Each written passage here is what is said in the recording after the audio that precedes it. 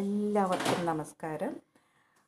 കുറച്ച് പച്ചക്കറി വെച്ചിട്ട് എളുപ്പത്തിലൊരു വെജിറ്റബിൾ ബിരിയാണി എങ്ങനെ ഉണ്ടാക്കാമെന്ന് നോക്കാം.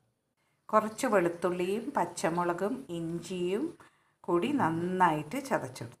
2 ഗ്ലാസ് കൈമ അരി നന്നായി കഴുകി ഊറ്റി വെച്ചു. ഒരു കുക്കർ എടുത്ത് അടുപ്പത്ത് വെച്ചു. കുക്കറിലാണ് ഉണ്ടാക്കുന്നത്, എളുപ്പത്തിലാക്കി എടുക്കാമല്ലോ. അടിച്ചു. ഗരം മസാലയൊക്കെ ഇട്ടു. ഏലക്കായ, പട്ട, ഗ്രാമ്പൂ, പെരുംജീരകം ഒക്കെ ഇട്ട് ഗരം മസാലയൊക്കെ നന്നായിട്ട് മൂക്കട്ടെ. ഗരം മസാല നന്നായി മൂത്തതിന് ശേഷം അതിലേക്ക് ചതച്ച് വെച്ച ഇഞ്ചി വെളുത്തുള്ളി പേസ്റ്റും ചേർക്കുക.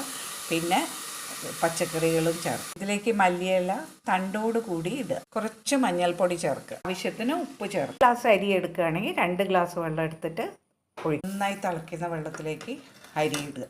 ഇനി അടച്ച് വെച്ച് ഒരു വിസിൽ വരുന്നവരെ വേവിച്ചു. എളുപ്പത്തിൽ വെജിറ്റബിൾ ബിരിയാണി